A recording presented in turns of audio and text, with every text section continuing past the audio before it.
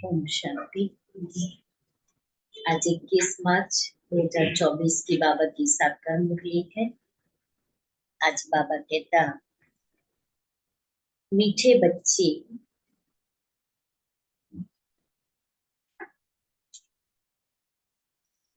अंतर्मुखी हो याद का अभ्यास। आज चौथा दिन है। बाबा की मुरली याद पर चल रही है।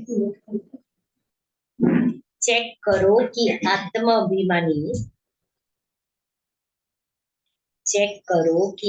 अभिमानी और परमात्मा अभिमानी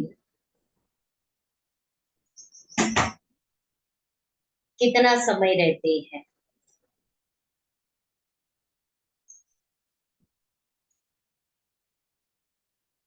प्रश्न है, जो बच्चे एकांत में जाकर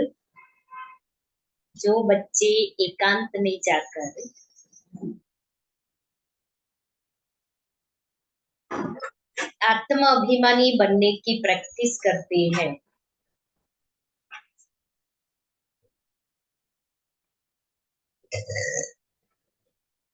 उनकी निशानी क्या होगी?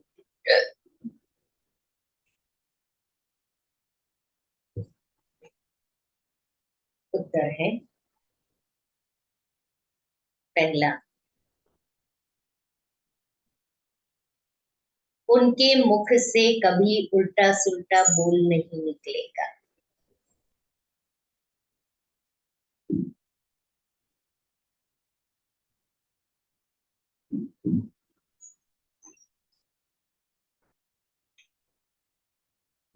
दूसरा, नहीं निकलेगा। भाई भाई का आपस में बहुत लव होगा।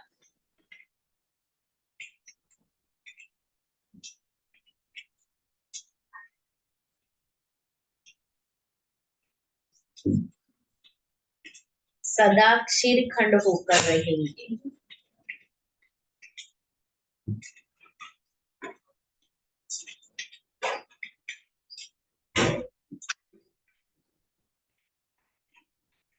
तीसरा, धारणा बहुत अच्छी होगी।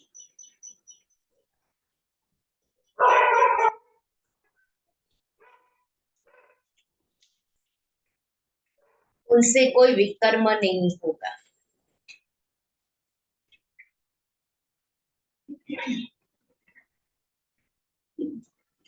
चौथा, उनकी दृष्टि बहुत मीठी होगी।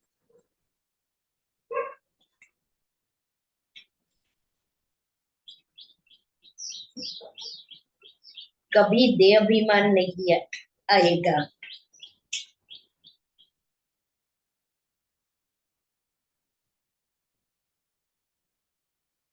पांचवा, कोई को भी दुख नहीं देंगे। पहला, मुख से उल्टा सुल्टा बोल नहीं निकलेगा। दूसरा, भाई भाई का आपस में लव होगा, क्षीरखंड होकर रहेंगे। तीसरा, धारणा बहुत अच्छी होगी, दृष्टि को विकर्म नहीं करेंगे। चौथा, इनकी दृष्टि बहुत मीठी होगी, देह अभिमान नहीं होगा। और पांचवा, किसी को दुख नहीं देंगे। ये है जो बच्चे आत्माभिमानी की प्रैक्टिस करते हैं, उसकी निशानी। ओम शांति। रूहानी बच्चों प्रति सिर्फ रूह कहेंगे तो फिर जीव निकल जाता है, इसलिए रूहानी बच्चों प्रति रूहानी बाप समझाते हैं, अपने को आत्मा समझना है। हम आत्माओं को बाप से यह नॉलेज मिलती है। बच्चों को देही अभिमानी हो रहना है। बाप आए ही है बच्चों को ले जाने के लिए। बल सत्युग में तुम आत्मा अभिमानी बनते हो, परंतु परमात्मा अभिमानी नहीं। यहाँ तुम आत्मा अभिमानी भी बनते हो तो परमात्मा अभिमानी बनते हो, परंतु परमात्मा बाप आए ही हैं बच्चों को ले जाने के लिए। भल सतयुग में तुम आत्मा अभिमानी बनते हो, परंतु परमात्मा अभिमानी नहीं। यहाँ तुम आत्मा अभिमानी भी बनते हो तो परमात्मा अभिमानी भी बन, अर्थात हम बाप की संतान हैं। यहाँ और वहां में बहुत फर्क है। यहाँ है पढ़ाई, वहां पढ़ने की बात नहीं। यहाँ हर एक अपने को आत्मा समझता है और बाबा हमको पढ़ाते हैं। इस निश्चय में रहकर सुनेंगे तो धारणा बहुत अच्छी होगी, आत्माभिमानी बनते जाएंगे। इस अवस्था में टिकने की मंजिल बहुत बड़ी है। आत्माभिमानी में सुनने में बहुत सहज लगता है। बच्चों को यही अनुभव सुनाना है कि हम कैसे अपने को आत्मा और दूसरे को भी आत्मा समझ बात करते हैं। बाप कहते हैं मैं इस शरीर में हूँ, परंतु मेरी यह असूल प्रैक्टिस, असूल की प्रैक्टिस है। मैं बच्चों को आत्मा ही समझता हूँ। बाबा हमें आत्मा रूप में ही देखते हैं। इसलिए कल या परसों की मुरली में बाबा ने कहा था ना, तुम इसमें बिंदु को देखो, ब्रह्मा के तन में बिंदु को देखो।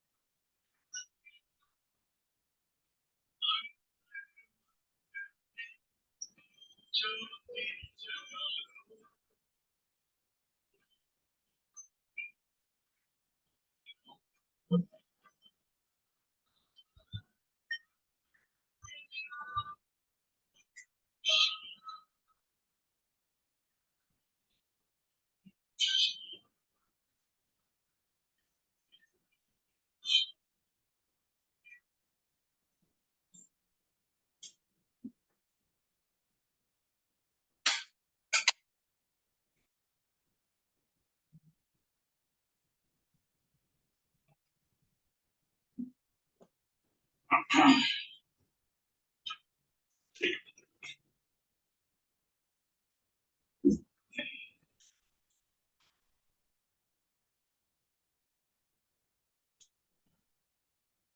बाबा कहता सुनने में बहुत सहज लगता है, बच्चों को यही अनुभव सुनाना है कि हम कैसे अपने को आत्मा और दूसरे को भी आत्मा समझ बात करते हैं।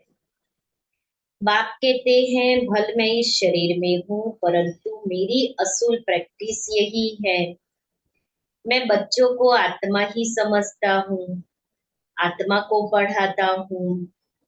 भक्ति मार्ग में भी आत्मा पार्ट बजाती आई है, पार्ट बजाते बजाते पतित बनी है, अब फिर आत्मा को पवित्र बनना है। सो जब तक बाप को परमात्मा समझकर याद नहीं करेंगे तो पवित्र कैसे बनेंगे। भाई आगे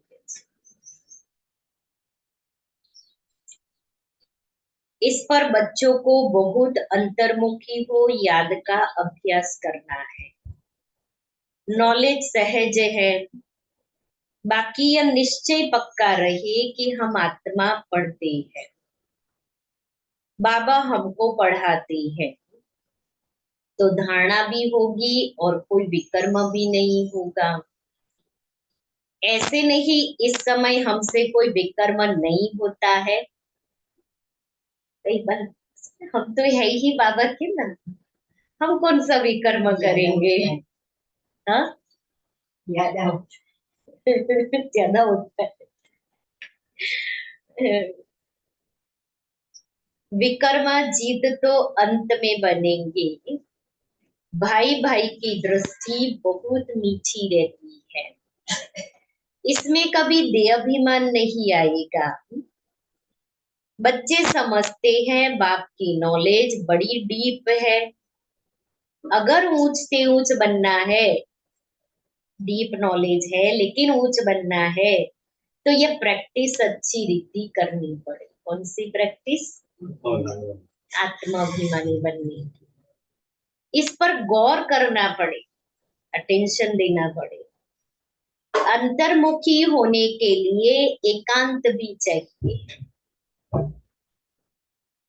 यहाँ जैसा एकांत घर में धंधे धोरी में तो मिल ना सके, मधुबन जैसा एकांत और कहीं मिलेगा? कोई जिम्मेवारी नहीं, कोई पूरक धंधा नहीं, कोई कुछ भी नहीं।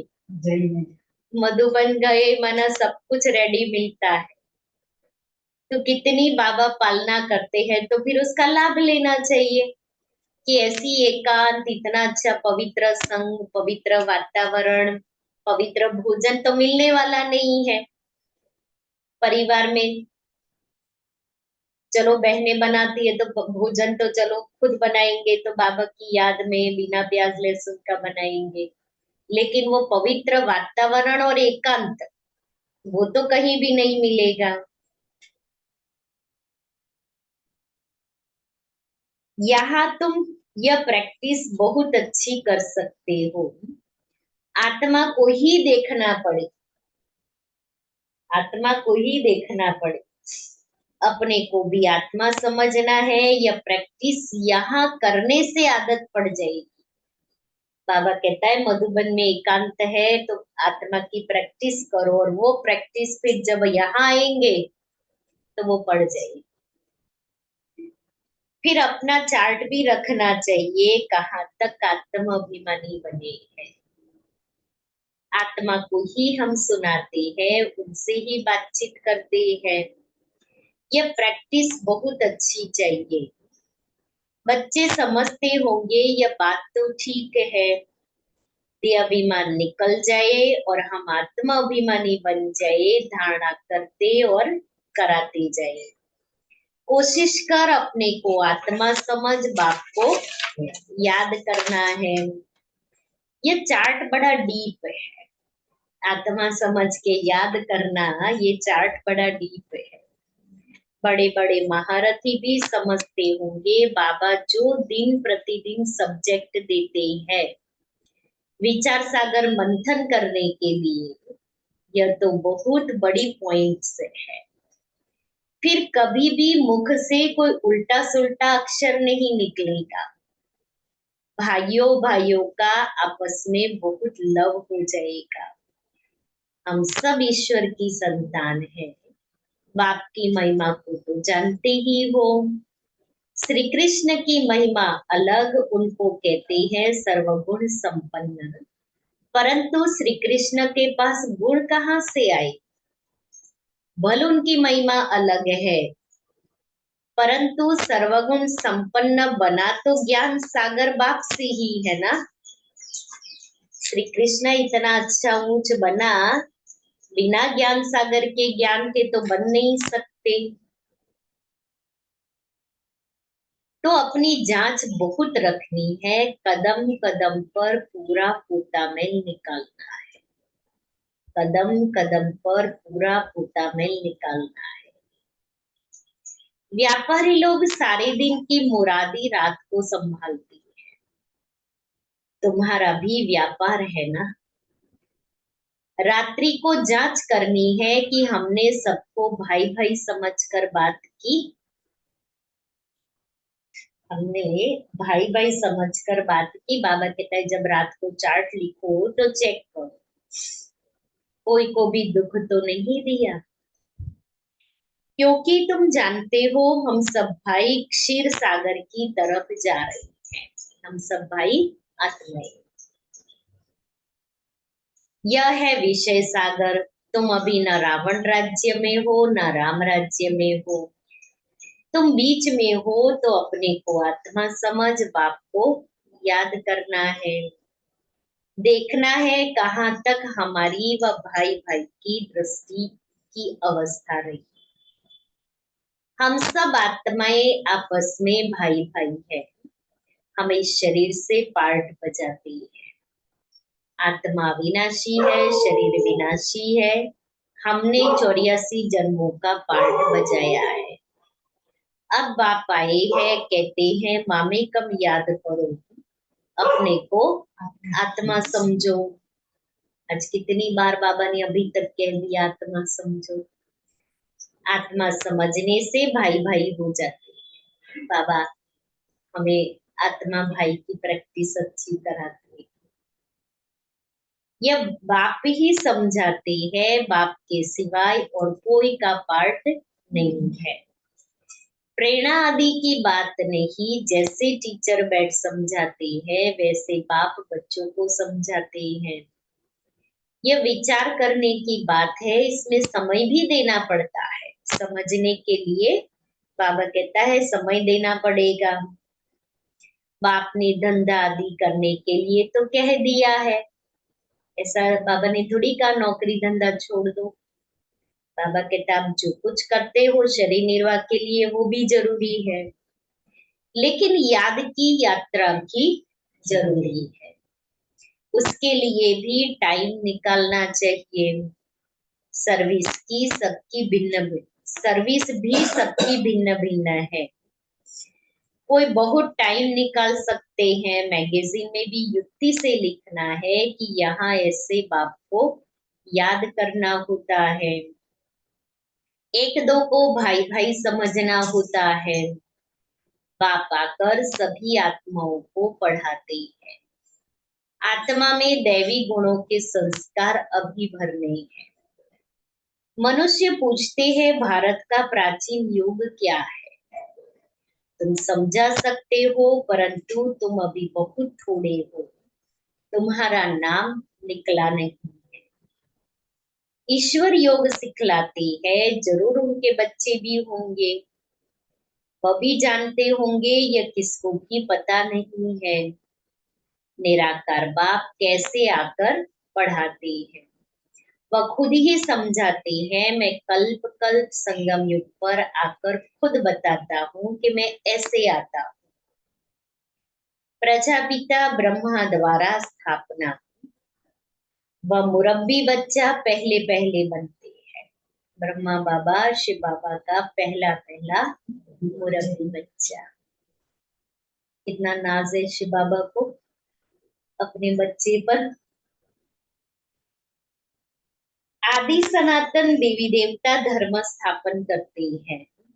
फिर वही पहले नंबर में आते हैं। इस चित्र पर समझानी बहुत अच्छी है।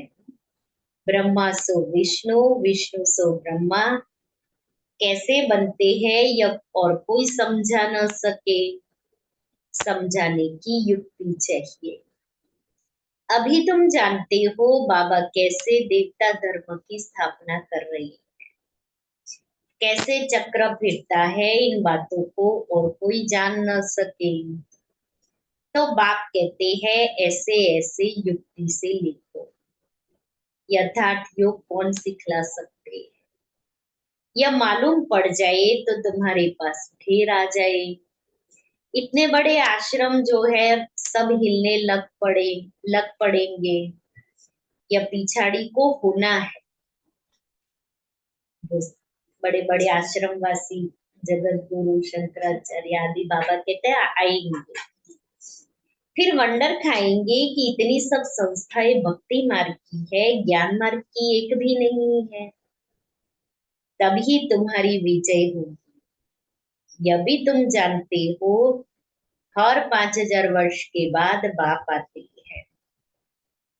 बाप द्वारा तुम सीख रहे हो, औरों को समझाते हो।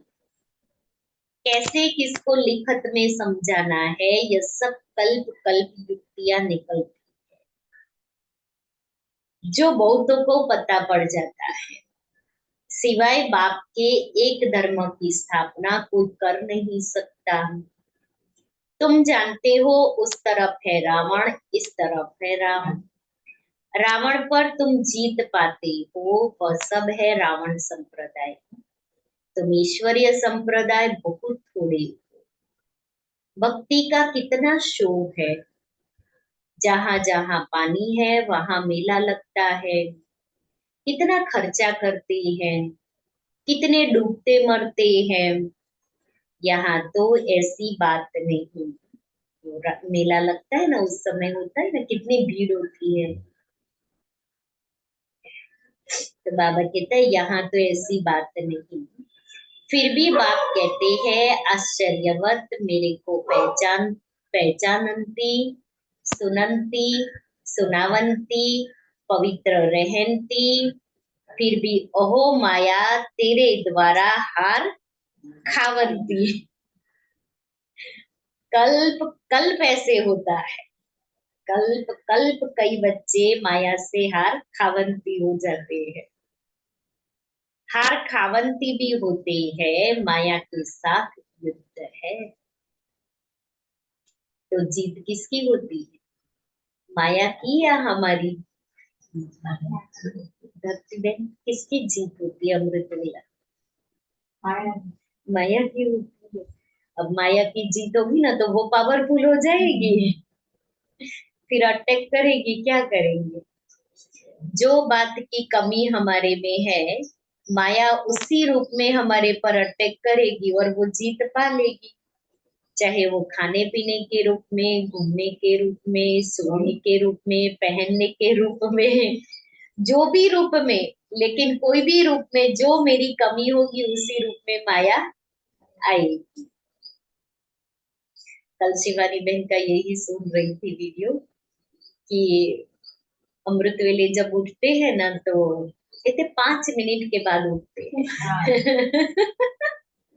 सुना है ना सभी ने? तो 5 मिनट कहा, वो 5 मिनट में आपको क्या मिली? हाँ वो रियल में होता है।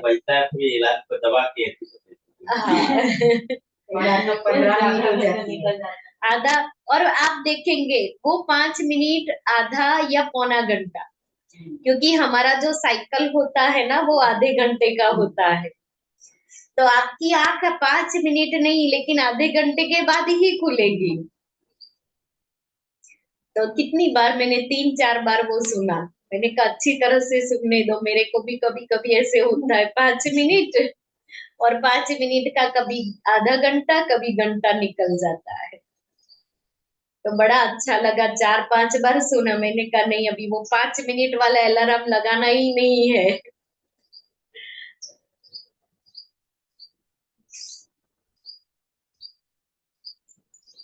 तो बाबा कहता है माया के साथ युद्ध है, माया का भी प्रभाव है, भक्ति को तो हिलना ही है।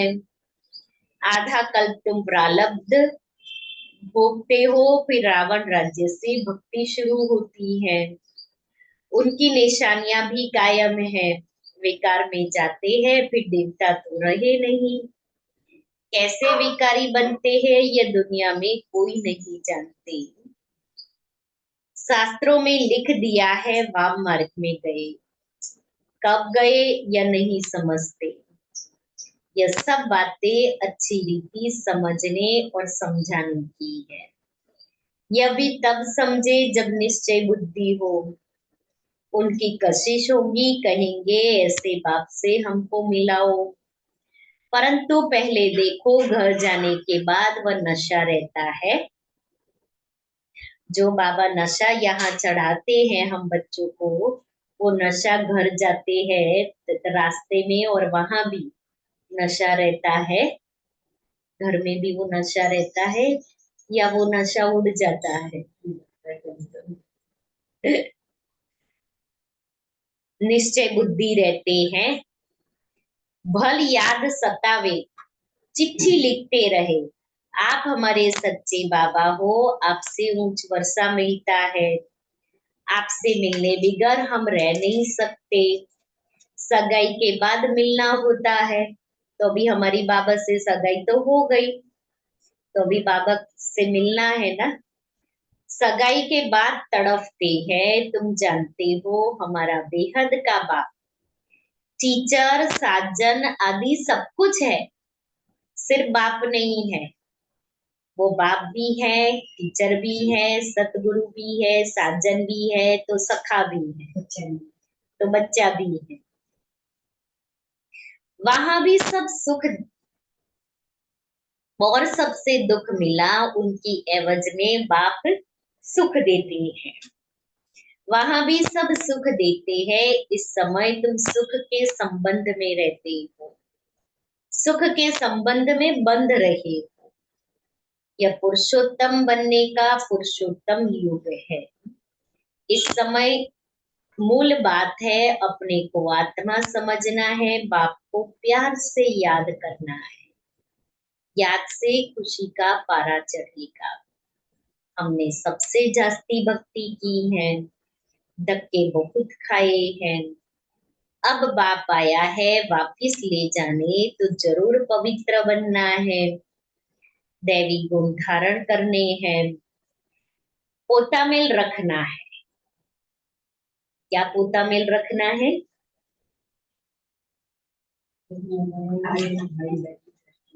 आत्मा भाई भाई की दृष्टि रही। सारे दिन में कितने को बाप का परिचय दिया, यह पोता मेल रखो। बाप का परिचय देने बिगर सुख नहीं आता, तड़पन लग जाती है। बाबा साकार में थे ना, तो कहते थे जब तक किसी को बाप का संदेश नहीं दिया है ना, खाना नहीं खाना है, ऐसे बाबा कहते थे। दादी जान की अपना अनुभव सुनाती है। अभी दादी का डे आ रहा है ना, तो कहा एक बार क्लास पूरा हुआ, फिर मैं डाइनिंग में चली गई। मैं प्लेट, नाश्ते की प्लेट लेके मैं अभी जस्ट ऐसे कर ही रही हूँ और बाबा सामने आकर के खड़े हो गए। तो कहा मेरा ध्यान ऐसे था, बाबा खड़े हुए तो मैंने ऐसे देखा। तो बाबा कहता है बच्ची कथा की है क्या जो तुम खाने बैठ गई? कहा वो दिन और आज का दिन मैंने कभी भी ज्ञान सुनाए बिगर खाया नहीं। तो दादी क्लास के बाद तुरंत सबको मिलती और दादी का लक्ष्य बहुत रहता कि मुझे नयो नयो को मिलना है। तो बाबा कहता है कि परिचय दिए बिगर सुख नहीं भाएगा। यज्ञ में बहुत विघ्न भी पड़ते हैं, मारे खाते हैं। ये शुरू शुरू की बात है, जब बाबा ने इसकी स्थापना की तो बहुत विघ्न पड़े। और कोई सत्संग नहीं जहाँ पवित्रता की बात हो। यहाँ तुम पवित्र बनते हो तो असुर लोग विघ्न डालते हैं। पावन बनकर घर जाना है। संस्कार आत्मा ले जाती है। कहते हैं युद्ध के मैदान में मरेंगे तो स्वर्ग में जाएंगे, इसलिए खुशी से लड़ाई में जाते हैं। तुम्हारे पास कमांडर, मेजर, सिपाही आदि कहाँ कहाँ से आते हैं। स्वर्ग में कैसे जाएंगे। लड़ाई के मैदान में मित्र संबंधी याद आते हैं। अब बाप समझाते हैं सबको वापिस जाना है। अपने को आत्मा समझो, भाई भाई समझो, बाप को याद करो। जो जितना पुरुषार्थ करेंगे उतना उच्च पद पाएंगे। वो लोग कहते हैं हम भाई भाई हैं, परंतु अर्थ नहीं जानते, बाप को ही नहीं जानते। लोग समझते हैं हम निष्काम सेवा करते हैं, हमको फल की इच्छा नहीं, परंतु फल तो जरूर मिलना है। कोई कहे हमें फल तो खाना नहीं है, हम निष्काम सेवा करेंगे, वो तो होना नहीं है।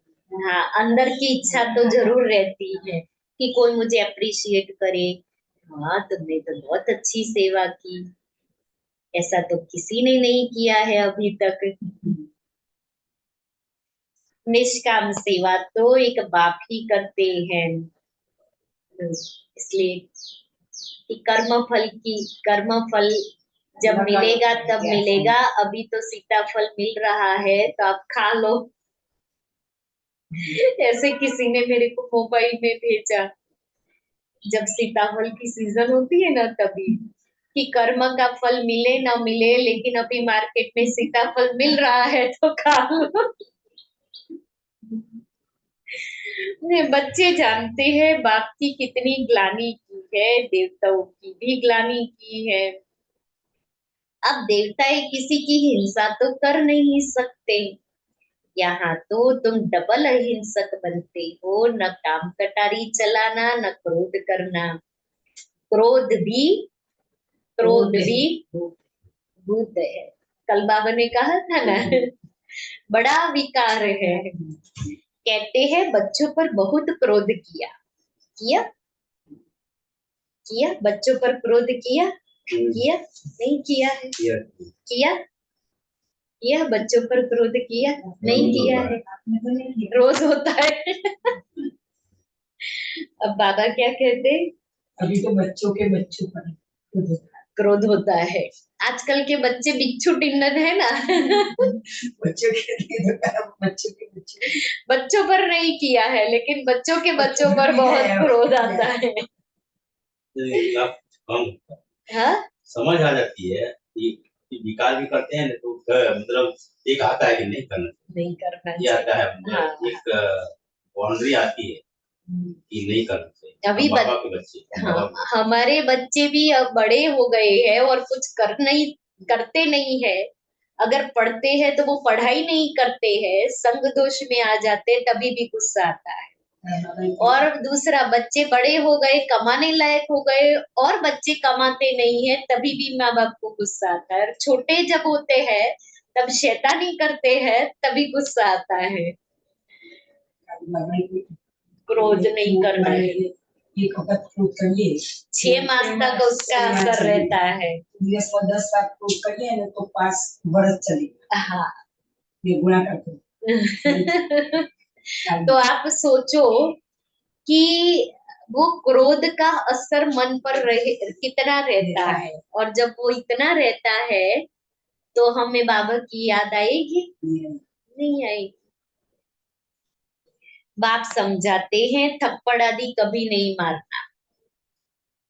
बच्चों के बच्चों पर ऐसा गुस्सा नहीं करना जो हम थप्पड़ मारे। वह भी भाई है, उनमें भी आत्मा है। अब ये बात पापा ने सर समझाई ना, उनमें भी भाई है। तो एक छोटा बच्चा, उसकी मम्मी ने उसको मारा तो रोते रोते कहता है हम छोटे हैं इसलिए आप हमें मारते हो। रोता जाए और बोलता जाए, आपको हम मारे तो आपको कैसा लगेगा। मुझे अभी भी वो सीन याद है, इतनी हंसी आ रही थी एक तरफ, और एक तरफ वो छोटा सा बच्चा, 3-4 साल का बच्चा, वो राइट बात सुना रहा था कि क्या हमको ही राइट है क्रोध करने का और मारने का, उसको भी तो उतना ही राइट है। कहते हैं ना, अपने से नीचे वाला है उसी पर हम गुस्सा करते हैं, हाँ, ऊपर वाला को नहीं कर सकते। लेकिन वो बच्चे ने कितनी अच्छी शिक्षा वो अपने माँ बाप को दे रहा था। आत्मा छोटी बड़ी नहीं होती है, इसलिए छोटा बच्चा हो या बड़ा हो, गुस्सा नहीं करना है। ये बच्चा नहीं, परंतु तुम्हारा छोटा भाई है। आत्मा समझना है, छोटे भाई को मारना नहीं चाहिए। इसलिए श्री कृष्ण के लिए दिखाते हैं ओखरी से बांधा, उसको मारा नहीं, उसको शिक्षा दी। वास्तव में ऐसी बातें हैं नहीं, यह भिन्न भिन्न शिक्षाएं है। बाबा भी ऐसे करता था। बाबा गुस्सा नहीं करता था। बाबा कहता था आज इसको भोजन नहीं देना है, आज इसको सारा दिन योग में बैठना है। जब हम नए नए सेंटर पर रहने के लिए आए ना, तो दीदी भी हमें ऐसी शिक्षा देती, कहती थी जाओ आज सारा दिन कोई सेवा नहीं करनी है, बाबा के कमरे में बैठ के बाबा को याद करो, ताकि उसकी गलती की रियलाइज हो। हाँ, तो वो भी एक सजा है ना, सारा दिन बैठना, बैठते तो नहीं है और बैठ जाना है कंपल्सरी। फिर कहेगी 50 उठक बैठक करो, या कहेगी आज कोई सेवा नहीं करनी है, आज तुमको कोर्स नहीं कराना है, ऐसी शिक्षाएं। तो बाबा कहते हैं ये भिन्न भिन्न शिक्षाएं है। बाकी श्री कृष्ण को क्या परवाह पड़ी थी माखन की, जो वो चुराएगा, कमी थी क्या उसको कि वो चुराए। वह महिमा भी करते हैं उल्टी चोरी की, तुम महिमा करेंगे, सुलटी तुम कहेंगे वह तो सर्वगुण संपन्न 16 कला संपूर्ण है, परंतु ये ग्लानि की भी ड्रामा में नूंद है। इसको लीला कहते हैं लोग, भागवत की लीलाएं, भागवत में कृष्ण की लीलाएं दिखाई है। हाँ, अभी सब तमो प्रधान बन पड़े हैं, बाप आकर सतो प्रधान बनाते हैं। पढ़ाने वाला है बेहद का बाप, उनकी मत पर चलना पड़े। बाप आकर सतो प्रधान बनाते हैं। पढ़ाने वाला है बेहद का बाप, उनकी मत पर चलना पड़े। डिफिकल्ट से डिफिकल्ट यह सब्जेक्ट है, कौन सा? याद का। पद भी तुम कितना ऊंच पाते हो, याद की सब्जेक्ट को पावरफुल बनाएंगे तो उसी से ही हमारा पद ऊंचा बनेगा। अगर सहज हो तो सब इस इम्तिहान में लग जाए, इसमें बड़ी मेहनत है। दे अभिमान आने से विकर्म बन जाएंगे, इसलिए छुई मुई का दृष्टांत है। धरती में छुई मुई कैसी होती है, कैसी होती है वो सुनाई, कैसी होती है बोलो, पता नहीं है? नहीं है पता, सच। छुई मुई का एक प्लांट होता है, उसको टच करो तो ऐसे लजामणी को, तो भी ऐसे नहीं बनना है किसी, ऐसे हो गए, ऐसे छुई मुई नहीं बनना है, मजबूत बनना है, रोना नहीं है। बाप को याद करने से तुम खड़े हो जाएंगे, भूलने से कुछ न कुछ भूल हो जाएगी, बाप को भूलने से भूल हो जाएगी, पद भी कम हो पड़ता है। शिक्षा तो सबको दी है, जिसकी बाद में गीता बनाई है। गरुड़ पुराण में रोचक बातें लिखी है, जो मनुष्यों को डर लगे। रावण राज्य में पाप तो होते ही हैं, क्योंकि है ही कांटों का जंगल। बाप कहते हैं दृष्टि को भी बदलना है, बहुत समय से हीरे हुए हैं, इसलिए शरीर तरफ प्यार चला जाता है। विनाशी चीज से प्यार रखने से फायदा ही क्या, अविनाशी से प्यार रखने में अविनाशी बन जाता है। बच्चों को यही डायरेक्शन है, उठते बैठते चलते फिरते बाप को याद करो। अच्छा, मीठे मीठे सिक्के लेते बच्चों प्रति माता पिता बाप दादा का याद प्यार और गुड मॉर्निंग। रूहानी बाप की रूहानी बच्चों को नमस्ते। हम रूहानी बच्चों की रूहानी बाप दादा को याद प्यार गुड मॉर्निंग और नमस्ते। धारणा के लिए मुख्य सार पहला, बाद में लिख लेना। शरीर विनाशी है, उससे प्यार निकाल, अविनाशी आत्मा से प्यार रखना है। अविनाशी बाप को याद करना है। आत्मा भाई भाई है, हम भाई से बात करते हैं, यह अभ्यास करना है। दूसरा, विचार सागर मंथन कर अपनी ऐसी अवस्था बनानी है जो मुख से कभी कोई उल्टा सुल्टा बोल ना निकले। कदम कदम पर अपना पोता मेल चेक करना है। वरदान, निमित्त और निर्माण भाव से सेवा करने वाले श्रेष्ठ सफलता मूर्त भव। सेवाधारी अर्थात सदा बाप समान निमित्त बनने और निर्माण रहने वाले। निर्माणता ही श्रेष्ठ सफलता का साधन है। किसी भी सेवा में सफलता प्राप्त करने के लिए नम्रता भाव और निमित्त भाव धारण करो। इससे सेवा में सदा मौज का अनुभव करेंगे। सेवा में कभी थकावट नहीं होगी। कोई भी सेवा मिले, लेकिन इन दो विशेषताओं से सफलता को पाते सफलता स्वरूप बन जाएंगे। श्लोगन है, सेकंड में विदेही बनने का अभ्यास हो तो सूर्यवंशी में आ जाएंगे। आज का स्वमान है, मैं अष्ट शक्ति स्वरूप। अभी तुम बच्चे बेगमपुर के बादशाह हो और सर्व शक्तियों की प्राप्ति है, लेकिन अगर कोई ना कोई संगदोष व कोई कर्मेंद्रियों के वशीभूत हो, अपनी शक्ति को खो लेते हो। जो बेगमपुर का नशा व खुशी प्राप्त है वह स्वतः ही हो जाती है। इसलिए मैं अष्ट शक्ति स्वरूप बेगमपुर का बादशाह हूँ। इस स्मृति को कभी भूलना नहीं है। ओम शांति। और आज बाबा मिलन है, इस सीजन का लास्ट टर्न है, इसलिए आज हो सके इतना मौन में रहेंगे, बाबा के साथ का अनुभव करेंगे। आज बाबा ने कहा ना, एकांत में बैठना है, एकांत में बैठ बाबा को याद करना है। और फिर शाम को बाबा मिलन है, 5 से 6 सूरज भाई का क्लास होता है। 6 से 6:30 में योग और बाबा को भोग लगता है, और 6:30 बजे बाबा की पधरामणी होती है। तो सीजन का लास्ट टर्न जरूर मिस नहीं करना है। दूसरी बात, संडे को होली है, तो उस दिन संडे शाम को हमने योग रखा है। सभी भाई बहन शाम को 6:30 से 7:30 बजे तक हम विशेष पावरफुल योग करेंगे। सारे विश्व की आत्माओं को और विशेष इस एरिया की आत्माओं को सकाश देंगे। और फिर सोमवार के दिन धुलेटी है, तो उस दिन सुबह में हम धुलेटी का सेलिब्रेशन करेंगे।